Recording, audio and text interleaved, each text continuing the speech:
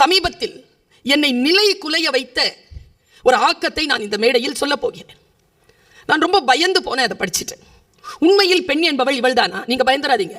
ஆனால் நீங்கள் பயப்பட அளவிற்கு தான் அந்த கதை இருக்கிறது. நானே பயந்திருக்கிறேன் என்றால் நீங்கள் பயப்பட மாட்டீர்களா என்ன?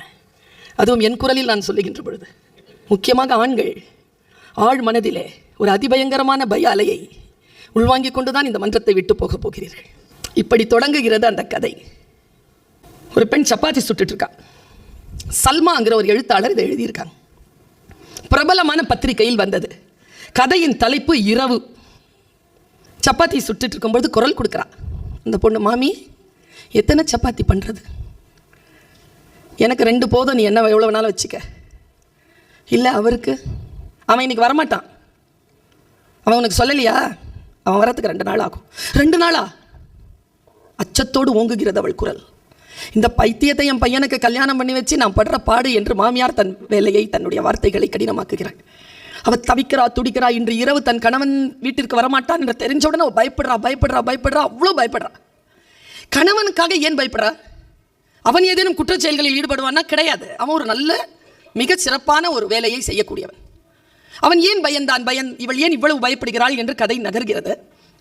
என்ன ஆகுதுன்னா, இரவு வந்தால் கணவன் உடன் இருக்கின்ற பொழுது அவளுக்கு அந்த பய உணர்வு வருவதில்லை. கணவன் உடன் இல்லாத பொழுது அவளுக்கு ஒரு பய உணர்வு வருகிறது. என்ன பய உணர்வு என்றால், அவள் தூங்குகிறாள். ஆனால் அவளுடைய அறைக்குள் ஒரு அமானுஷ்ய சக்தி நுழைகிறது. அவளை துன்புறுத்துகிறது. பாலியல் ரீதியாக அவளை பயன்படுத்துகிறது. ஆனால் காலையில் எழுந்து பார்த்தா எந்த ஒரு எவிடன்ஸும் கிடையாது. மருத்துவ ரீதியாகவும் எவிடன்ஸ் கிடையாது, பார்வைக்கும் எவிடன்ஸ் கிடையாது. ஆனால் மனம் சொல்லுகிறது, அன்றைய இரவு அவள் துன்புறுத்தப்பட்டாள். கணவன் இருக்கும்போது மட்டும் அந்த உணர்வு வர்றதில்லை, அந்த சக்தி வர்றதில்லை. இது எவ்வளவோ முறை அவள் சொல்லி இருக்கிறா. கணவன் கிட்டையும் சொல்றா, அம்மா கிட்டையும் சொல்றா. அம்மா இல்லை, மாமியார் கிட்ட சொல்றா. வேலைக்கே ஆகலை. பயந்து கணவனிடத்தில் சொல்லுகின்ற போது கணவன் இவளை துன்புறுத்தினா எப்படி இருக்கும் அப்படின்றதுனாலே 2-3 நாள் வராமல் இருக்கிறான். டூர் போட்டுட்டு போயிட்டு இருக்கிறான். என் மனைவி எனக்காக இயங்குகிறாள்னு வெளியில் பேசிக்கிறான். இந்த கதை இப்படியே போக அவள் பக்கத்து வீட்டில் ஒரு பொண்ணுக்கிட்ட சொல்கிறா, கை குழந்தைக்காரினா என்னால் முடியலை, நான் என்ன செய்கிறதுனா? அவள் சொல்கிறா, இந்த வீட்டில் நீங்கள் வர்றதுக்கு முன்னால் நாங்கள் தான் குடியிருந்தோம். அங்கே ஒரு குடியானவர் இருந்தார், கல்யாணமாகாத இளம் வயசு, அவர் தூக்கு போட்டு செத்துட்டார். நீ வர்றதுக்கு முன்னால் நான் தான் அந்த ரூமில் இருந்தேன். எனக்கு அப்படிலாம் நடந்தது. எங்கள் வீட்டில் சொன்னால் அந்த வீட்டை காலி பண்ணிட்டு வந்துட்டோம், நீங்கள் தான் அந்த வீட்டை வாங்கியிருக்கீங்கன்னு அவள் போயிட்டான். இவ எவ்வளவோ மாமியாரிடத்தில் சொல்கிறாள். அவளை பைத்தியம் என்று பட்டம் கட்டுகிறார்கள். அனாதை பெண், என்ன செய்யறதுன்னு தெரியல. அந்த கதை படிக்கும் பொழுதே நான் பயத்தின் உச்சத்தில் போய்கொண்டே இருக்கிறேன். கடைசி அந்த கதை ஒரு பேரால முடியுதுங்க. அன்றைக்கு அவள் முடிவு செய்தாள். இந்த துன்பத்தில் இருந்து தன்னை விடுவித்துக் கொள்வதற்காக அவள் முடிவு செய்தாள். நேரா போறா, தன்னை முழுமையாக குளித்து பொட்டிட்டு, மஞ்சள் தேய்த்து குளித்து பொட்டிட்டு பூலாம் வச்சுக்கிறா. தன்னுடைய குழந்தையை எடுத்து பார்க்குறா. பார்த்துட்டு போய் அவளையும் குளிப்பாட்டுகிறாள். பெண் குழந்தை குளிப்பாட்டி எல்லாம் பண்ணி கரெக்டாக சாப்பாடெலாம் எடுத்து அவங்க மாமியாருக்கு வச்சுட்டு ரூம்குள்ளே பூட்டிடுறா கதவை. தன் குழந்தையை தாலாட்டு பாடி தூங்க வைக்கிறாள். வைத்த அந்த பெண் கதை இப்படி முடிக்கிறாள். சல்மா அந்த அமானுஷ்ய சக்தியின் வரவுக்காக அவள் காத்திருக்க தொடங்கினாள் என்று சொல்லி முடிக்கிறாள். நான் பயந்து போனேன். ஒரு பெண்ணை அச்சுறுத்தாதீர்கள், அவளை துன்புறுத்தாதீர்கள். அவள் அந்த துன்பத்திற்கும் அச்சுறுத்தலுக்கும் பயன்பட்டு போவாள், அவள் தன்னை அதற்கு பழக்கிக் கொள்வாள் என்று இந்த தலைமுறையில் ஒரு நவீன கதை பெண்ணை பற்றி பேசுகிறேன். நான் இங்கிருந்து என்னை விடுவித்துக் கொண்டு என் பழந்தமிழ் இலக்கியங்களுக்குள் போகிறேன். அங்கே இருக்கக்கூடிய பெண்கள் இத்தகைய சூழலை எப்படி எதிர்கொண்டார்கள்? இந்த பெண் இப்படி எதிர்கொண்டாள் என்று இந்த காலம் சொல்கிறது. அந்த காலத்தில் எப்படி என் தாய், என்னுடைய பாட்டி, என்னுடைய முப்பாட்டி அதை எப்படி எதிர்கொண்டாள்?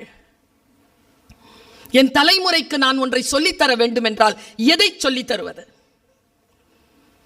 அந்த கதவுகளை எப்படி திறந்து விடுவது?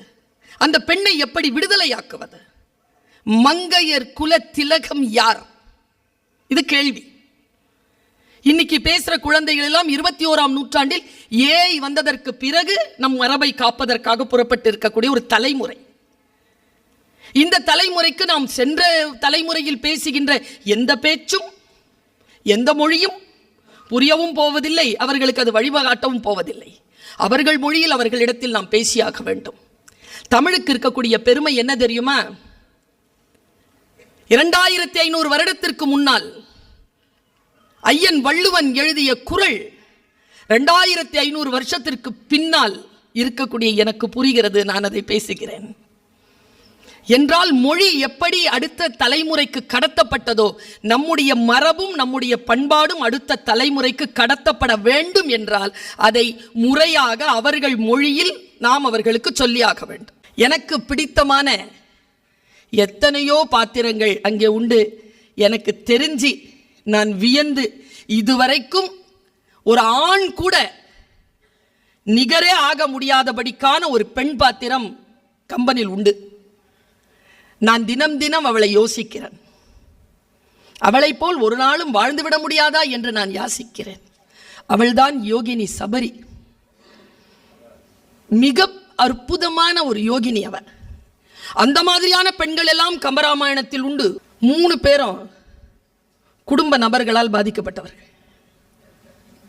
நீங்க பாருங்க, எந்த பெண்ணை பார்த்தாலும் அவ குடும்ப நபர்களால் தான் பாதிக்கப்படுவாள். வெளியில் இருக்கிற தீ எங்களை கொல்லலை, வீட்டில் ஏற்றி வச்ச தீபம்தான் வீட்டை எரிக்குது. இந்த 3 பெண்களும் பாதிக்கப்பட்டவர்கள். இந்த 3 பெண்களையும் இவர்கள் கொண்டு வருகிறார்கள். நான் ஏன் யோகினி சபரியை பேசினேன் என்றால், சபையை தயார்படுத்துவதற்காக. பெண்கள் என்பவர்கள் யார்? அவர்களுக்கு எத்தனையோ டைமென்ஷன் இருக்கு, எத்தனையோ பகுதிகள் இருக்கு, பரிமாணங்கள் இருக்கு. அந்த பரிமாணங்களை எவன் ஒருவன் தரிசிக்க முடியுமோ அவன்தான் படைப்பாளனாக முடியும். அவன்தான் மற்றவர்களுக்கு பின்பற்றக்கூடிய வாழ்க்கையை வாழ்ந்து விட முடியும். ஏதோ ஒரு படைப்பை எழுதி சாய்த்து விட முடியும். அத்தனை டைமென்ஷன். நீங்க ஏன் கம்பனை இன்னும் ஏன் நம்மால் கம்பனை விடவே? இன்னைக்கு மட்டும் இல்லைங்க, நான் சார்ந்திருக்கக்கூடிய மதம், நான் சார்ந்திருக்கக்கூடிய நாடு, எல்லாவற்றையும் ஒரு புறம் எடுத்து வைத்துவிட்டு சொல்லுகிறேன், இந்த உலகத்திற்கு அறம் சொல்லி தந்த பேரிலக்கியம் திருக்குறள் என்றால் அதற்கு பாத்திரங்களை வைத்து எழுதிய ஒரு பெருங்காப்பியம் கம்பன் காப்பியம். இது தலைமுறை தலைமுறை கடந்து வாழும். சபரிங்கிற ஒரு பெண் என் மனசை ஏன் இவ்வளோ ஆழமா போய் அப்படி தொட்டா அப்படின்னா, செத்து போயிட்டோன்னு வச்சுக்கோங்களேன், யாராவது எடுத்து புதைக்கணும் இல்லையா? இல்லையா? இல்லை, சங்க இலக்கியத்தில் சொல்லுவார், தென்புலம் பெயர்க்க பொன்போல் புதல்வர் பெறாதீரும் நும் மனம் சேர்மின் எம் அம்பு கடிவிடுதும். என் அம்பு வரப்போது, புள்ள பெறாதவங்க அந்த பக்கம் போயிடுங்கன்னு சொல்லிட்டு ஒரு பாட்டை நான் வாசித்திருக்கிறேன். பிள்ளைகள் பெற வேண்டும், அப்பொழுதுதான் இறுதிக்கடன் கிடைக்கும். நீர்க்கடன் செய்ய வேண்டிய அவசியம் எல்லோருக்கும் இருந்தது, சபரிக்கு கிடையாது. கம்பராமாயணத்தை படிச்சு பார்த்தா தெரியுது. சபரி உயிர் துறந்த பொழுது தன்னுடைய உடலில் இருந்து உயிரை சாட்சியா எடுத்துட்டு இப்படி நின்றுட்டு அவளே 5 பஞ்சபூதங்களிலும் தன்னுடைய உடலை கரைத்துட்டு தான் போறான். அவ்வளவு பெரிய யோகினி அவ. அதை பார்த்து ராமனும் லக்ஷ்மணனும் கால் சலங்க ஒலிக்க முன்னால் இருக்கிறார் ராமன். ராமனிடம் இருந்தவள் நீர்க்கடன் பெறவில்லையே, சாட்சியாக தான் நிற்கிறான் ராமன். தன் உடலை தானே கரைத்து விட்டு போகக்கூடிய மகா சக்தியாக சபரியை நான் பார்க்கிறேன். இப்படி ஒவ்வொரு பாத்திரத்தையும் போர்த்தி பார்த்தா அப்படி ஒரு பிரம்மாண்டம் ஒவ்வொரு பாத்திரமும் கம்பராமாயணத்தில். கோசலை என்பவள் தசரதனின் மனைவி, ராமனை பெற்றெடுத்த தாய். தாரை இருக்கிறாளே, அவ வாலியின் மனைவி, அங்கதனை பெற்றெடுத்த தாய். மண்டோதரி இருக்காளே, அவ ராவணனின் மனைவி, மேகநாதன் என்கின்ற இந்திரஜித்தனை பெற்றெடுத்த தாய். இந்த 3 பேருக்கும் கணவன் மகன் ரெண்டும் உண்டு.